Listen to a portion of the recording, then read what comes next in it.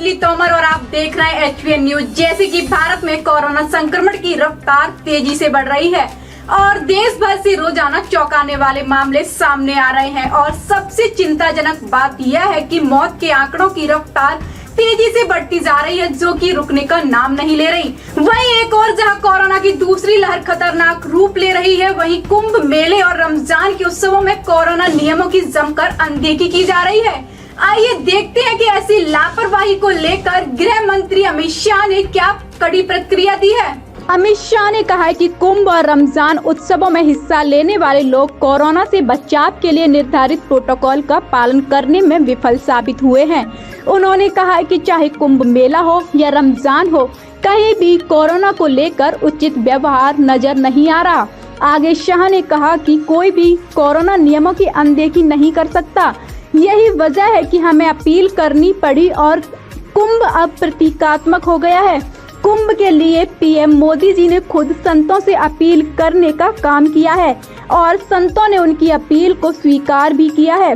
13 में से 12 अखाड़ों ने कुंभ का विसर्जन किया है और संतों ने जनता से भी कुंभ में नहीं जाने का आग्रह किया है। हम आपको बताएंगे कि देश के किन किन जगहों पर कोरोना के कितने नए मामले सामने आ रहे हैं। देखिए हमारी खास रिपोर्ट। तो वहीं उत्तर प्रदेश में पिछले 24 घंटे के अंदर कोरोना के 27,426 नए मामले सामने आए हैं। वहीं राजधानी लखनऊ में वायरस के 6,598 नए केस पता चले हैं। यहाँ पिछले 24 घंटे के दौरान 35 कोरोना मरीजों की मौत की खबर आ रही है। वहीं यूपी के 3 अन्य बड़े शहर कानपुर, प्रयागराज और वाराणसी में भी कोरोना कंट्रोल से बाहर है।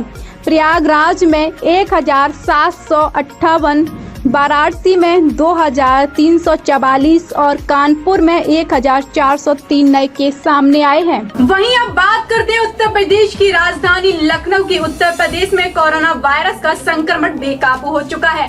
पिछले 24 घंटे के अंदर 27,000 से ज्यादा नए मामलों ने चिंताएं बढ़ा दी है। वहीं राजधानी लखनऊ में कोरोना सारे रिकॉर्ड तोड़ता दिख रहा है। यहाँ एक दिन में कोरोना केस का अब तक का सबसे बड़ा आंकड़ा सामने आया है। लखनऊ के साथ ही वाराणसी, कानपुर और प्रयागराज का भी बुरा हाल है। प्रदेश में कोरोना से 103 और मरीजों की मौत हो गई है। इन सब के बीच सीएम योगी आदित्यनाथ ने पूरे यूपी में रविवार को वीकली लॉकडाउन का आदेश दिया है। धर्म की नगरी हरिद्वार में चल रहे महाकुंभ मेले में भाग लेने वाले 24 संतों की कोरोना रिपोर्ट पॉजिटिव आई है। वहीं हरिद्वार के मुख्य चिकित्सा अधिकारी SK झा ने बताया है कि कुंभ में शामिल संतों की कोरोना जांच कराई गई थी, जिसमें 24 संतों को कोरोना रिपोर्ट पॉजिटिव आई है और अब तक महाकुंभ में शामिल 54 संत कोरोना संक्रमित पाए गए।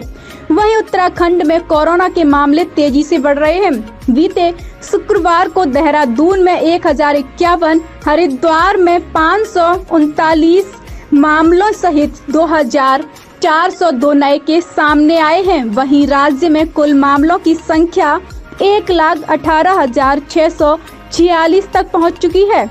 वहीं हम आपको बता दें कि धर्म की नगरी कुंभ में ड्यूटी के लिए राजस्थान से तकरीबन 2,000 होमगार्डों को बुलाया गया था, जिन्होंने 6 से लेकर 14 तारीख तक कुंभ में ड्यूटी की थी। वहीं 12 और 14 अप्रैल के शाही स्नान में सफलतापूर्वक ड्यूटी करने के बाद इन सभी होमगार्डों को राजस्थान भेज दिया गया। ऐसे में यदि कोई भी होमगार्ड पॉजिटिव पाया जाता है तो कोरोना संक्रमण राजस्थान में भी बढ़ सकता है, क्योंकि 12 और 14 अप्रैल की ड्यूटी में देश के कोने कोने से श्रद्धालु आए हुए थे। वहीं ड्यूटी में तैनात फोर्स के लोग श्रद्धालुओं के संपर्क में सबसे ज्यादा रहे, तो जाहिर सी बात है कि कोरोना संक्रमण आसानी से राजस्थान में पहुंच सकता है। वहीं जब कोरोना की बात हो और बंगाल का जिक्र न हो तो ये मुमकिन नहीं है, क्योंकि पश्चिम बंगाल में विधानसभा चुनाव चल रहे हैं। राजनीतिक दल लगातार चुनावी रैलियां और रोड शो कर रहे हैं। इनमें हजारों लाखों की भीड़ उमड़ रही है। इस पर सवाल भी खड़े हुए हैं, लेकिन लगातार सभाएं हो रही हैं। इसका असर भी लगातार देखने को मिल रहा है। वहीं राज्य में कोरोना वायरस के मामले बढ़ते हैं। हालांकि कांग्रेस नेता राहुल गांधी व बंगाल की मुख्यमंत्री ममता बनर्जी ने अपनी सभी रैलियां रद्द करने का ऐलान किया है। इसी के साथ हम आपको बता दें कि पश्चिम बंगाल में पिछले 24 घंटे में कोरोना वायरस संक्रमण के 8,419 नए मामले सामने आए हैं, जो एक दिन में सामने आए सर्वाधिक मामले हैं। इसके साथ ही राज्य में इस घातक संक्रमण से अब तक संक्रमित हुए लोगों की कुल संख्या 6,59,927 हो गई है। वहीं स्वास्थ्य विभाग ने एक बुलेटिन में कहा है कि इस अवधि में महामारी से 28 और लोगों की मौत हो गई है और राज्य में इस बीमारी से अब तक 10,568 लोग जान गंवा चुके हैं।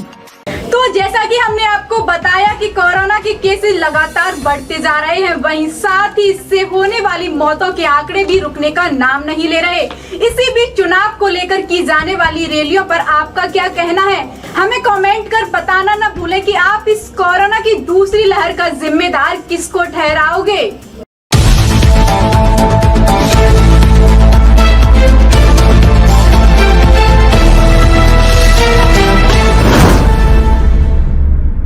वीडियोस देखने के लिए सब्सक्राइब करें HBN न्यूज, बेल आइकन दबाकर लेटेस्ट नोटिफिकेशन पाएं।